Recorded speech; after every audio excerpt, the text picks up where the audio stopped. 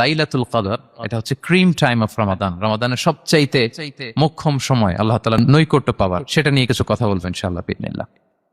সম্মানিত সুধী, রাসূলুল্লাহ সাল্লাল্লাহু আলাইহি ওয়াসাল্লাম একবার খুব আফসোস করছিলেন। তিনি যখন শুনতে পেলেন যে বনী ইসরাইলের অনেক অনেক লোক হাজার বছর হায়াত পেত, তারা শত শত বছর ইবাদত করত, শত শত বছর তারা জিহাদ করত, তখন তিনি আফসোস করে বললেন, হায় রে, আমার শেষ সময়ের উম্মতের কি হবে? কারণ তিনি বলেছেন যে আমারু উম্মতি মা বাইনা 60 ইলা 70, আমার উম্মতের গড় বয়স হচ্ছে 60 থেকে 70। ওয়া আকাল্লুহুম মান ইয়াজুজু যালিক, খুব অল্প সংখ্যক লোকই এর চেয়ে বেশি হায়াত পেয়েছে। রাসূল সাল্লাল্লাহু আলাইহি ওয়াসাল্লাম যখন দেখলেন যে শত শত বছর হায়াত পেয়েছে বনী ইসরাইলের লোকেরা, বনী ইসরাইলের ওরা শত শত বছর জিহাদ করেছে, তো আমার উম্মত তো 60 বছরে তার হায়াতই শেষ, 60 থেকে 70 এর মধ্যে তার জীবনই শেষ, তো আমার গুনাহগার উম্মতের কি হবে? রাসূল সাল্লাল্লাহু আলাইহি ওয়াসাল্লাম খুব আফসোস করছেন। তো রাসূলুল্লাহ সাল্লাল্লাহু আলাইহি ওয়াসাল্লামের এই চিন্তা, এই উদ্বিগ্নতা দূর করার জন্য আল্লাহ তাআলা সূরাতুল কদর নাযিল করলেন এবং বললেন যে ইন্না আনসালনাহু ফি লাইলাতিল কদর ওয়া মা আদরাকা মা লাইলাতুল কদর লাইলাতুল কদরি খায়রুম মিন আলফি শাহর। লাইলাতুল কদর, এই কদরের রাতটা হচ্ছে এমন রাত যেটা খায়রুম মিন আলফি শাহর, হাজার মাসের চেয়েও সেরা। 1000 মাস লাগাতার ইবাদত করলে যে সওয়াব, কদরের রাতে ইবাদত করলে এর সমান সওয়াব হবে নাকি? সমান হবে না। আল্লাহ তাআলা বলেছেন খায়রুম মিন আলফি শাহর, না, এর চেয়েও শ্রেষ্ঠ, এর চাইতেও বেশি। হাজার মাসে, অর্থাৎ 1000 মাসে হয় 83 বছর 4 মাস। তো কদরের রাতে যদি আমরা ইবাদত করি তাহলে 83 বছর 4 মাস ইবাদত করলে যে সওয়াব, সে সওয়াব আল্লাহ তাআলা আমাদের আমলনামায় নসিব করবেন। তো আমরা যেন এই কদরের রহমত বরকত থেকে যেন আমরা বঞ্চিত না হই। তো রাসূল সাল্লাল্লাহু আলাইহি ওয়াসাল্লামকে সান্ত্বনা দেওয়ার জন্য যে, হে নবী, আপনি চিন্তিত হবেন না, বনী ইসরাইলের অনেক লোক হাজার বছর হায়াত পেয়েছে, শত শত বছর ইবাদত করেছে, জিহাদ করেছে, তারা হায়াত পেয়েছে বেশি কিন্তু তারা কদর পায়নি। আর আপনার উম্মতকে আমি হায়াত দিয়েছি কম কিন্তু তাদেরকে কদর দিয়েছি। সুবহানাল্লাহি বিহামদি, লাইলাতুল কদর দিয়েছি, যে কদরের রাত হাজার মাসের চেয়েও সেরা। তো এই কদরের রাতকে আবার লাইলাতুন মুবারাকাও বলা হয়েছে। ইন্না আনসালনাহু ফি লাইলাতিন মুবারাকা, এটা বরকতময় রাত। ফিহা ইউফরাকু কুল্লু আমরিন হাকিম, সব বিজ্ঞচিত প্রাজ্ঞচিত বিষয়ের ফয়সালা হয়।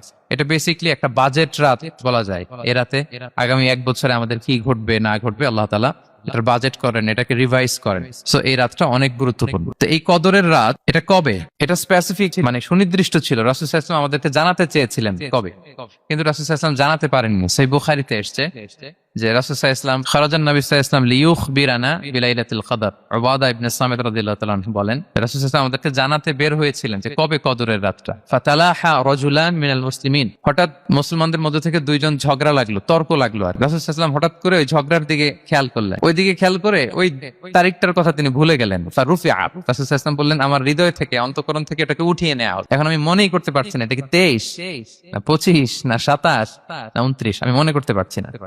এজন্য রাসূল সাল্লাল্লাহু আলাইহি ওয়াসাল্লাম বলেছেন যে তবে আমি এতটুকু মনে করতে পারছি, ফালতামিসুহা ফিল আশরিল আওয়াখিরি ফিল ফিত্রি, রমাদানের শেষ দশকের বেজর রাত্রিগুলোতে তোমরা কদর তালাশ করো। বেজর রাতে যদি তোমরা কদর তালাশ করো তাহলে এই কদর সুনিশ্চিতভাবে তোমরা পাবে। তো এই জন্য স্কলাররা সবসময় বলেন যে লাস্ট 10 days অফ রমাদান খুব গুরুত্বপূর্ণ, সবচাইতে the cream time of Ramadan. I repeat, এটা রমাদানের একেবারে মাহেন্দ্রক্ষণ। 10 রাতের যে কোনো রাত কদর হয়ে যেতে পারে, বিশেষ করে অড নাইটস গুলো 21, 23, 25, 27 এবং 29, যে কোনো দিন হয়ে যেতে পারে কদর। সো বুদ্ধিমানের কাজ হচ্ছে আমরা যেন রমাদানের শেষ 10 রাতে লাগাতার একইভাবে একই স্পিডে আমরা যেন ইবাদত করি। কোন রাতে বেশি করলাম, হয়তো 27 রাতে আমি খুব ভাব গাম্ভীর্য নিয়ে, খুব আবেগ নিয়ে ইবাদত করলাম, কিন্তু হয়ে যেতে পারে যে এবছর কদর ছিল 25 রাত, হতে পারে না? পারে। তো আমরা তো মিস করে ফেললাম। তো আমরা যেন মিস না করি। বুদ্ধিমানের কাজ হবে সমান তালে ইবাদত করা। এবং এটা এত গুরুত্বপূর্ণ, রাসূল সাল্লাল্লাহু আলাইহি ওয়াসাল্লাম এত এমফাসাইজ করে কোন রাতের কথা বলেনি। আরবি মাস অনুযায়ী 354টা রাতের মধ্যে সবচাইতে শ্রেষ্ঠ রাত, সবচাইতে শ্রেষ্ঠ রাত সূর্য ডোবার পর থেকে হাত্তা মাতলাইল ফাজর, ফজরের সূচনা লগ্ন পর্যন্ত শান্তিময় এরাত, বরকতের এরাত। রাসূল সাল্লাল্লাহু আলাইহি ওয়াসাল্লাম বলেছেন, মান হুরিমা খায়রাহা ফাকাদ হুরিম, যে কদরের বরকত থেকে, খায়ের থেকে বঞ্চিত হলো সে আসলেই বঞ্চিত। হি ইজ দ্য লুজার, সে হতভাগ, সে পোড়া কপাল, সে বঞ্চিত। মান হুরিমা খায়রাহা ফাকাদ হুরিম, যে কদর পেল না সে হতভাগা। এখন আমরা কি হতভাগা হতে চাই? আমরা তো শুরুতে অনেক হোপফুল ছিলাম, এত এত ব্লেসিংস, এত এত বরকত, রহমতের ফলগু ধারায় আমরা প্লাবিত হচ্ছি রমাদানে। তো আমরা তো হতভাগা হতে চাই না। তো আমরা যেন এই শেষ 10 দিন এক তালে আন্তরিকতার সাথে ঈমান ও ইহতিসাবা আমরা যেন ইবাদত করি। সম্মানিত ভাই এবং বোনেরা, তাহলে আমরা সৌভাগ্যশীলদের অন্তর্ভুক্ত হতে চাই, হতভাগা হতে চাই না। আমরা এবার একটু শুনবো যে রাসূলুল্লাহ সাল্লাল্লাহু আলাইহি ওয়াসাল্লাম কদরের রাতগুলোতে কি কি ইবাদত করতেন। আমি খুঁজে 5টা আমলের কথা পেয়েছি বিশেষভাবে, কমন যে আমলগুলো সেগুলো তো ছিলই, বিশেষভাবে 5টা কাজ রাসূল সাল্লাল্লাহু আলাইহি ওয়াসাল্লাম এই কদরের রাতে করতেন। 1 নাম্বার কাজ হচ্ছে তিনি সারা রাত জেগে ইবাদত করতেন এবং পরিবারের লোকদেরকে ঘুমোতে দিতেন না, উঠিয়ে দিতেন। বছরের অন্য কোন সময়ে সারা রাত জেগে ইবাদত করার কোন নজির রাসূল সাল্লাল্লাহু আলাইহি ওয়াসাল্লামের জীবনে ছিল না। সব রাতে ঘুমাতেন। আমি জোহর বারুতে একটা কনভেনশনে the daily routine of prophet সাল্লাল্লাহু আলাইহি ওয়াসাল্লাম একটা আলোচনা করেছিলাম, যেখানে রাসূল সাল্লাল্লাহু আলাইহি ওয়াসাল্লামের দৈনন্দিন জীবনের রুটিন আলোচনা করেছিলাম। সেখানে আমরা বলেছি যে রাসূল সাল্লাল্লাহু আলাইহি ওয়াসাল্লামের দৈনন্দিন অভ্যাস ছিল তিনি এশার পরেই তাড়াতাড়ি ঘুমিয়ে পড়তেন আর মিড নাইটে উঠতেন। রাসূল সাল্লাল্লাহু আলাইহি ওয়াসাল্লামের কর্মদিবস শুরু হতো মিড নাইটে। আমাদের তো সকালে, কারো আরো অনেক পরে শুরু হয়। রাসূল সাল্লাল্লাহু আলাইহি ওয়াসাল্লামের কর্মদিবস শুরু হতো বেসিক্যালি মিড নাইট। এশার পরে কথাবার্তা না বলে আগে ঘুমোতে যেতেন, মিড নাইটে উঠতেন, কিন্তু ঘুমাতেন। ঘুম ছাড়া রাত কাটাতেন না। সারা বছরের এটা ছিল যে এশার পর পরে ঘুমোতে যেতেন, except the last 10 days of Ramadan. রমাদানের শেষ 10 রাতে রাসূল সাল্লাল্লাহু আলাইহি ওয়াসাল্লাম ঘুমাতেন না। এই 10 দিনের ব্যাপারেই পাওয়া যায় সারা রাত জেগে তিনি ইবাদত করতেন। আম্মা জান আয়েশা রাদিয়াল্লাহু তাআলা আনহা বলেন, ইযা দাখালাল আশরু আহিয়াল লাইলা ওয়া আইখাযা আহলা ওয়া জাদ্দা ওয়া শাদ্দাল মিযজার। রমাদানের শেষ দশক যখন আসতো রাসূল সাল্লাল্লাহু আলাইহি ওয়াসাল্লাম সারা রাত জেগে ইবাদত করতেন। পরিবারের সদস্যদেরকে জাগিয়ে তুলতেন, স্ত্রীদের ঘুমাতে দিতেন না, জাগিয়ে তুলতেন। ফাতেমা রাদিয়াল্লাহু তাআলা আনহার ঘর পাশেই ছিল, তাদেরকে যে জাগাতেন এবং নিজে সারা রাত ইবাদত করতেনই। জাদ্দা ওয়া শাদ্দাল মিযজার, খুবই বলিষ্ঠ ভাবে, খুব মজবুত ভাবে কোমরে গামছা বেঁধে নামার একটা এক্সপ্রেশন এখানে দেওয়া হয়েছে। মিযজার, ইজহার মানে হচ্ছে বাংলা করলে হয় লুঙ্গি। লুঙ্গি আমরা যখন খুব শক্ত কোনো কাজ করতে যাই তখন তারা কি করে, খুব টাইট করে লুঙ্গিটা বাঁধে। তার মানে বোঝানো হচ্ছে রাসূল সাল্লাল্লাহু আলাইহি ওয়াসাল্লাম কোমরে ভালো করে লুঙ্গি বেঁধে বা গামছা বেঁধে আটকাট বেঁধে নামতেন শেষ 10 দিনের জন্য। এই সময় তিনি মানে কাউকে কেমন যেন চিনতেন, সব সময় ইবাদতে মগ্ন থাকতেন। এটা আমরা করতে পারি যে শেষ 10 দিনে আমরা একটা স্পেশাল প্ল্যান করতে পারি যে আমরা আমাদের সর্বোচ্চটুকু উজাড় করে দিয়ে লাস্ট 10 days অফ রমাদানের এই বরকত আমরা হাসিল করব, এটা যেন আমাদের মিস না হয়। তাহলে এটা আমরা একটা পেলাম। 2 নাম্বার হচ্ছে ইতিকাফ করা। রাসূলুল্লাহ সাল্লাল্লাহু আলাইহি ওয়াসাল্লাম রমাদানের শেষ 10 দিন ইতিকাফ করতেন। আমাদের আয়েশা রাদিয়াল্লাহু তাআলা আনহা বলেন, কানা ইয়াতাকিফুল আশরাল আওয়াখির মিন রমাদান। রমাদানের শেষ দশকে তিনি ইতিকাফ করতেন হাত্তা তাওয়াফাহুল্লাহ, ওনার ইন্তেকালের আগ পর্যন্ত এই অভ্যাসটাই তিনি জারি রেখেছেন। সুম্মা আতাকাফা আজওয়াজুহু মিন বাদে, তারপরে ওনার স্ত্রীরা ইতিকাফ করেছেন। আরেক বর্ণনা এসেছে ইয়াতাকিফু কুল্লা রমাদান 10 আইয়াম, প্রতি রমাদানে তিনি 10 দিন ইতিকাফ করেছেন। কিন্তু যেই বছর তিনি ইন্তেকাল করবেন সে বছর তিনি 20 দিন ইতিকাফ করেছিলেন। প্রতি রমাদানে 10 দিন, আর যে বছর ইন্তেকাল করবেন সে বছর কয়দিন? 20 দিন তিনি ইতিকাফ করেছিলেন মসজিদে নববী। তাহলে আমরা এই রমাদানের শেষ দশকে এটা করতে পারি। 2 নম্বর পয়েন্ট হচ্ছে ইতিকাফ করা। যারা আমরা করিনি তারা আমরা ইতিকাফ করতে পারি। আমাদের আইআইএম এর মসজিদ এটা ইতিকাফের জন্য একটা উর্বর জায়গা। আমরা যখন এই ক্যাম্পাসে ছিলাম তখন দেখেছি যে এখানকার ইতিকাফের পরিবেশ যে এত সুন্দর এটা কল্পনাই করা যায়।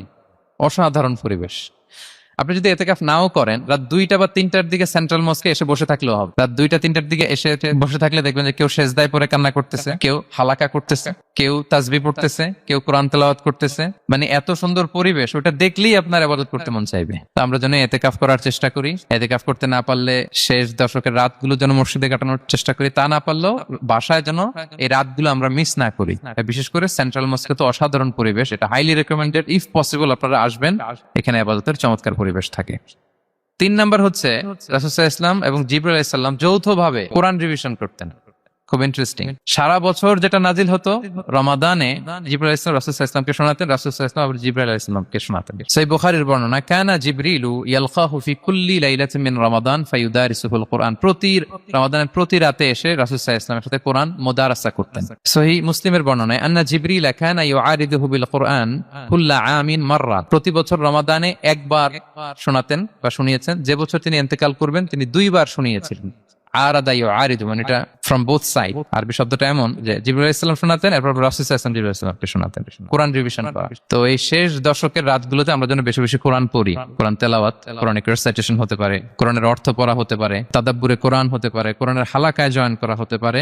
ইন ইটস এনি ফর্ম আমরা যেন কোরআনের সাথে অ্যাটাচমেন্টটা বাড়াই লাস্ট 10 days অফ রমাদানে। 4 নাম্বার কিয়ামুল লাইল করা। রাসূল সাল্লাল্লাহু আলাইহি ওয়াসাল্লাম কিয়ামুল লাইল করতেন এবং কিয়ামুল লাইল শব্দটাকে রাসূল সাল্লাল্লাহু আলাইহি ওয়াসাল্লাম কদরের সাথে জুড়ে দিয়েছেন। সহিহ বুখারীর বর্ণনায় তিনি বলেছেন, মান কামা লাইলাতাল কদরি ঈমানা ওয়া ইহতিসাবা গুফিরা লাহু মা তাকাদ্দামা মিন যামবি। কদরের রাতে যে কিয়ামুল লাইল করে বিশ্বাস নিয়ে এবং নাজাতের প্রত্যাশা নিয়ে, তার পূর্বের সমস্ত গুনাহ আল্লাহ তাআলা ক্ষমা করে দিবেন। তাহলে কিয়ামুল লাইলটা রাসূল সাল্লাল্লাহু আলাইহি ওয়াসাল্লাম বিশেষভাবে কদরের রাতের সাথে সম্পৃক্ত করেছেন। আমরা যেন প্রতি রাতে কিয়ামুল লাইল করি, লম্বা সময় যেন দাঁড়িয়ে থাকি, লম্বা সময় কোরআনিক রেসাইটেশন করি দাঁড়িয়ে থেকে, লম্বা সময় রুকু, লম্বা সময় সিজদা, স্পেশালি সিজদা। আখরাবু মা ইয়াকুনুল আবদু মির রাব্বিহি ওয়া হুয়া সাজিদ ফাআকসিরু ফিহি দুআ। বান্দা যখন সিজদায় থাকে আল্লাহ সবচেয়ে কাছে থাকে, তো আমরা তো আল্লাহর সবচেয়ে কাছে যেতে চাই এই ক্রিম টাইমটাতে, কি বলেন? আমরা যেন লম্বা সময় সিজদাতে থাকি। কিন্তু আমাদের অনেকের যেটা হয়, নামাজে তাড়াহুড়ো, অনেকের সব ব্যস্ততা যখন নামাজে দাঁড়াই এরকম হয়ে যায়। রাসূল সাল্লাল্লাহু আলাইহি ওয়াসাল্লামের সালাত যদি আমরা খেয়াল করি, বিশেষ করে কিয়ামুল লাইলে এত যে সুন্দর ছিল,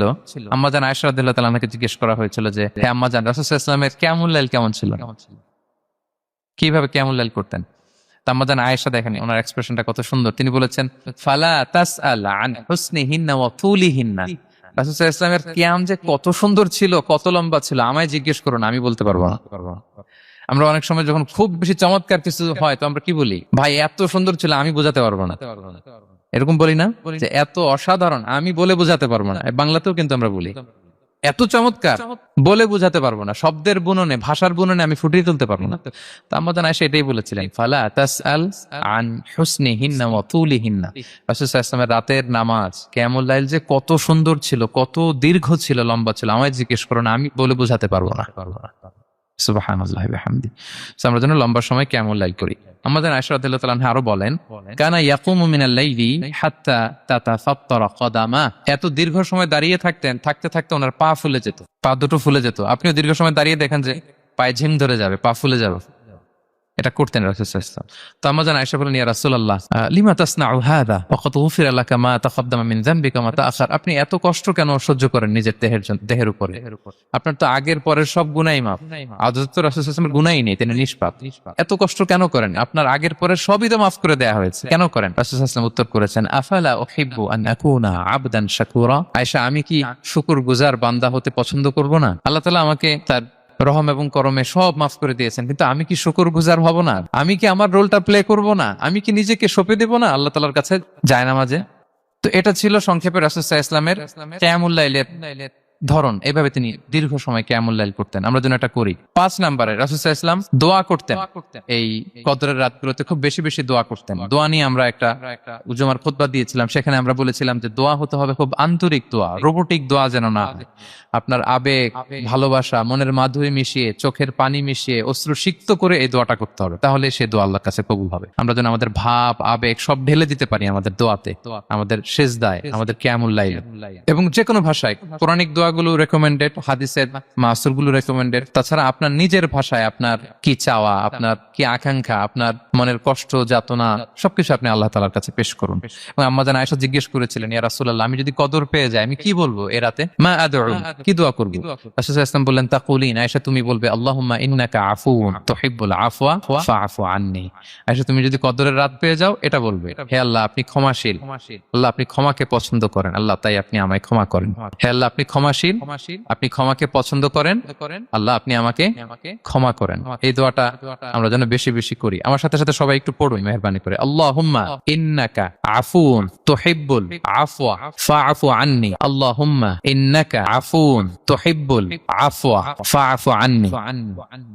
হে আল্লাহ আপনি ক্ষমাশীল, আপনি ক্ষমা করাকে পছন্দ করেন, আল্লাহ আমাকে ক্ষমা করেন। আমরা আমাদের নিজেদের ভাষায় অনেক দোয়া করতে পারবো, কিন্তু রাসূল সাল্লাল্লাহু আলাইহি ওয়াসাল্লামের শেখানো দোয়াগুলো এটা হচ্ছে মানে very precise in wording but comprehensive in meaning. এটার অর্থ, এটার আবেদন অনেক বেশি। আমি অনেক 10টা-20টা বাক্য বলে এত সুন্দর কথা মিলাতে পারবো না। রাসূল সাল্লাল্লাহু আলাইহি ওয়াসাল্লাম যেটা শিখিয়ে দিয়েছেন, আগে আল্লাহর প্রশংসা করলাম, আল্লাহ আপনি ক্ষমাশীল, আবারও প্রশংসা, আল্লাহ আপনি তো ক্ষমা করাকে পছন্দ করেন। যেটা আপনি পছন্দ করেন না ওইটা তো চাচ্ছি না, যেটা আপনার পছন্দ, যেটা আপনি করতে ভালোবাসেন, গাফিরিয যামবি ওয়া কাবিলিত তাওব, আপনি ক্ষমা করাকে পছন্দ করেন, তওবা কবুলকে আপনি পছন্দ করেন, তো সেটাই তো চাচ্ছি আপনার কাছে, আপনি আমার তওবা কবুল করুন, আল্লাহ আপনি আমাকে ক্ষমা করুন। সো এই দোয়াটা প্রত্যেক রাতে যেন আমরা বেশি বেশি করি সম্মানিত সুধী।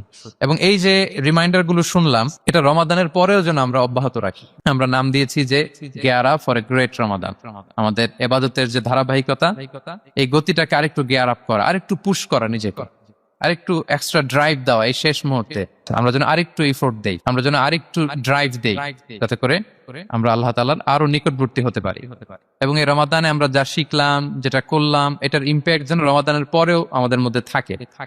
আমাদের অনেকের এটা হয় যে রমাদানে আবেগে অনেক আলোচনা শুনে, ক্ষমার মাস এটা জেনে এত ইবাদত, রমাদান নাই ইবাদত নাই, এরকম হয়ে যায়। এটা যেন না হয়, বরং এটার একটা পরশ যেন আমাদের হোল দ্য ইয়ার লং থাকে। আরব শায়েখরা বলেন যে কুন রব্বানি লা তাকুন রমাদানি, রব্বানি হও, রমাদানি হও না। মানে রমাদান আসছে, তুমি রমাদান কেন্দ্রিক এবাদত নিয়ে অনেক উচ্ছ্বাস, কিন্তু রমাদান শেষ, এবাদত শেষ, এমনটা যেন না। রমাদানের পরেও সে মেহেরবান আল্লাহ তাআলা কিন্তু আমাদের জন্য আছেন। তিনি প্রতি রাতে শেষ রাতে নেমে আসে, এসে ডাকতে থাকেন, কার ক্ষমা লাগবে ক্ষমা চাও, ক্ষমা করবো। কে বিপদে পড়েছো বলো, আমি উদ্ধার করব। তো তিনি আরশের উপর থেকে প্রথম আসমানে নেমে আসলেন দেওয়ার জন্য। আমি ঘুম থেকে জাগতে পারলাম না, নেয়ার জন্য। এটা হইলো প্রাইম মিনিস্টার আনোয়ার ইব্রাহিম আমাকে একটা অ্যাওয়ার্ড দিবে, লেটস সে হোটেল ইন্টারকন্টিনেন্টাল, উনি এসে বসে আছে, বাট আমি যেতে পারিনি। এটা হয় না। আল্লাহ তাআলা প্রতি রাতে শেষ রাতে এসে বলেন কার কি লাগবে দাও। তিনি নেমে আসেন বা বিশেষ মনোনিবেশ করেন প্রথম আসমানে এসে, কিন্তু আমরা যে নিব সেই সময়টুকুন আমাদের হয় না। আমরা এতটা গাফেল যেন না হই। আমরা যেন একটু পুশ করি, বড় কিছু পেতে হলে নিজেকে পুশ করতে হয়, এক্সট্রা একটা ড্রাইভ দিতে হয়। কি করলাম, একটু রিভাইজ করি, যোগ বিয়োগ করি নিজের সাথে নিজে, যে প্ল্যানটা নিয়ে রমাদান শুরু করলাম ওইরকম কিয়ামুল লাইল করতে পারলাম কিনা, ওইরকম চ্যারিটি করতে পারলাম কিনা, রেসাইটেশন করতে পারলাম কিনা, একটু যেন নিজের সাথে নিজে বোঝাপড়া করি, একটু যেন রিভাইজ করি এবং নিজেকে যেন একটু পুশ করি। সম্মানিত শুধু এই ছিল সংক্ষিপ্ত আলোচনা। আমি 30 সেকেন্ডসে পুরো আলোচনাটা আবার একটু যারা পরে এসেছেন একটু রিভাইজ করে নেই। আমি শুরুতে এভাবে শুরু করেছিলাম যে রমাদান এটা হচ্ছে it's a month of hope, এটা আশা জাগা নিয়ে একটা মাস। এই মাসের যে রহমত বরকতের যত যত হাদিস কোরআনের আয়াতগুলো আমরা বলেছি, এগুলো শুনলে আমাদের মধ্যে একটা আশা জাগে, আশাবাদী হয়ে ওঠে যে আমার এই মাস আমার মুক্তির মাস, আমি মুক্তি পাবো। কিন্তু at the same time it's a month of warning, এটা আবার সতর্কতারও মাস। রাসূলুল্লাহ সাল্লাল্লাহু আলাইহি ওয়াসাল্লাম বলেছেন রোজা রেখে যে মিথ্যা ছাড়লো না, পাপ ছাড়লো না, তার ধ্বংস। আবার 3 বার তিনি আমিন বলেছেন। বেসিক্যালি এটা একটা বদদোয়া যে মান আদরাকা রমাদান ওয়ালাম ইগফার লাহ, যে রমাদান পেয়েও নিজের গুনাহ ক্ষমা করতে পারলো না, তার ধ্বংস। সো আমরা আশাবাদী হব। আল ঈমানু বাইনাল খাউফি ওয়ার রাজা, বিশ্বাস হচ্ছে আমার মধ্যে ভীতিও কাজ করবে, আবার আমার মধ্যে একটা হোপ থাকবে, এটাই ঈমান। সো আমরা যেন এই ওয়ার্নিং গুলো আমাদের মাথায় রাখি, যে আমরা যেন আল্লাহর নৈকট্যপ্রাপ্ত বান্দা হতে পারি, ক্ষমাপ্রাপ্তদের অন্তর্ভুক্ত যেন আমরা হতে পারি। এরপরে আমরা বলেছিলাম যে লাআল্লাকুম তাত্তাকুন অ্যাচিভ হচ্ছে কিনা আমাদের প্রত্যেক কাজে এটা খেয়াল করতে হবে। আমাদের সম্মানিত ইউসুফ স্যার খুব সুন্দর করে এটা বলেছেন যে আল্লাহর সচেতনতা, আল্লাহর ভয়, to build up the sense that Allah is watching me, এই সেন্সটা আমার সব কাজের মধ্যে থাকতে হবে। যদি লাআল্লাকুম তাত্তাকুন অ্যাচিভ হয়, সাকসেসফুল, একটা সাকসেসফুল প্রোডাক্টিভ রমাদান আমরা কাটাচ্ছি। আর যদি লাআল্লাকুম তাত্তাকুনের সমস্যা, তার মানে we have to revise hour schedule, যাতে করে আল্লাহর এই সচেতনতা আমরা বিল্ড আপ করতে পারি। এরপর আমরা বলেছি যে আমরা সংযমটা যাতে এনশিওর করি, রমাদানের যে সংযম, নিজের প্রবৃত্তির উপর আমরা বিজয় লাভ করি, সারা বছর প্রবৃত্তি জিতে রমাদানে আমরা জিতি। এরপর আমরা চ্যারিটির কথা বলেছি, রাসূল সাল্লাল্লাহু আলাইহি ওয়াসাল্লাম খুব জেনারাস হয়ে যেতেন রমাদানে, আমরা যেন আমাদের দানের হাতকে আরো প্রশস্ত করি।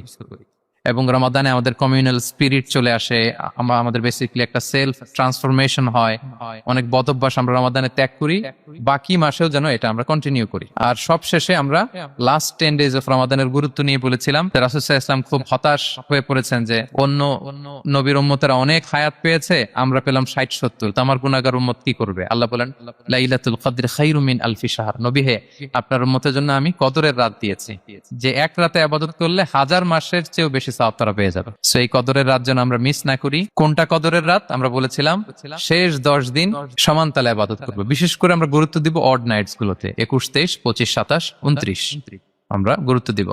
এবং রাসূল সাল্লাল্লাহু আলাইহি ওয়াসাল্লাম বলেছেন মান হুরিমা খাইরাহা ফাকাদ হুরিম, যে কদরের বরকত মিস করলো সে বঞ্চিত, সে হতভাগা, হি ইজ দ্য লুজার। আমরা যেন লুজার না হই, আমরা যেন গেইনার হই এই বরকতের মাসে। এবং সব শেষে আমি বলেছিলাম রাসূল সাল্লাল্লাহু আলাইহি ওয়াসাল্লাম স্পেশালি 5টা আমল করতেন, সারা রাত জাগতেন, ফ্যামিলি মেম্বারসদের জাগিয়ে তুলতেন, উৎসাহিত করতেন এবং কোমরে গামছা বেঁধে নামতেন। এরকম ইবাদতের স্পৃহা অন্য কখনো রাসূল সাল্লাল্লাহু আলাইহি ওয়াসাল্লামের মধ্যে দেখা যেত না, যেমনটা শেষ দশকে তিনি করতেন। ইতিকাফ করতেন তিনি, আর ইতিকাফ করলে কদর মিস হওয়ার সম্ভাবনা নেই। এটা 21-এ হোক, 25-এ হোক, 23-এ হোক, আমি তো মসজিদে, আমি তো কিয়ামুল লাইল অংশগ্রহণ করতেছি, আমি তেলাওয়াত করতেছি, আমি প্রতিদিনই দোয়া করতেছি, মিস হওয়ার কোনো সম্ভাবনা নেই। আমরা যেন ইতিকাফের চেষ্টা করি, অথবা পার্ট টাইম ইতিকাফ যেন অন্তত করি, 5 দিন 3 দিন, অথবা রাতের সময়গুলো মসজিদে যেন আমরা কাটাই। 3 নাম্বার বলেছিলাম রাসূল সাল্লাল্লাহু আলাইহি ওয়াসাল্লাম জিবরাইল আলাইহিস সালাম কোরআন রিভিশন করতেন, আমরা যেন কোরআন রিভাইজ করি, রেসাইটেশন করি বেশি মাত্রায় শেষের 10 দিন। কিয়ামুল লাইল ফালা তাসআল আন হুসনিহিন্না ওয়া তুলিহিন্না, কত সুন্দর কিয়ামুল লাইল ছিল বলে বোঝানো যাবে না। তো আমরা যেন এরকম দীর্ঘ সময় কিয়ামুল লাইল করি। আর সবশেষে বলেছিলাম দোয়া করা। দোয়া করা হচ্ছে দোয়া মুমিনের হাতিয়ার। দোয়া মানুষের জীবন চেঞ্জ করে দিতে পারে। চাওয়ার মতো চাইলে আল্লাহ ফেরান না, আল্লাহ তো দেওয়ার জন্যই বসে আছে। আমরা যেন কায়মনো বাক্যে আল্লাহ তাআলার কাছে চাই, অশ্রুসিক্ত নয়নে যেন আমরা চাই। অনুতপ্ত বান্দার চোখের পানির ফোঁটা আল্লাহর কাছে খুব প্রিয়। 2 ফোঁটা আল্লাহর কাছে সবচেয়ে প্রিয়, জিহাদের ময়দানে মুজাহিদের রক্তের ফোঁটা আর অনুতপ্ত বান্দার চোখের পানির ফোঁটা।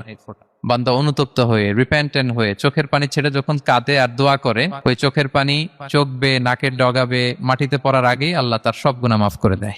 So আমরা যেন সেই অনুতপ্ত বান্দাদের কাতারে শামিল হতে পারি। রাসূল সাল্লাল্লাহু আলাইহি ওয়াসাল্লাম যেভাবে কিয়ামুল লাইল করতে আমাদেরকে উৎসাহিত করেছেন, আমরা যেন সেভাবে কিয়ামুল লাইল করতে পারি। আমাদের প্রতিটি কাজের মধ্য দিয়ে লাআল্লাকুম তাত্তাকুনের যে অ্যাচিভমেন্ট, সেটা যেন আমাদের হাসিল হয় এবং এই রমাদানকে যেন আমরা আমাদের জীবনের সর্বশেষ রমাদান মনে করি। আমাদের চিফ ইমাম অফ সেন্ট্রাল মস্ক ইমাম রমাদান সুবকি নামাজের আগে একটা সুন্দর কথা বলেন যে perform this salah as if this is your last and final prayer. এমন ভাবে নামাজে দাঁড়াও মনে করো এটাই হতে পারে জীবনের শেষ নামাজ। রাসূল সাল্লাল্লাহু আলাইহি ওয়াসাল্লাম এটাই বলেছেন।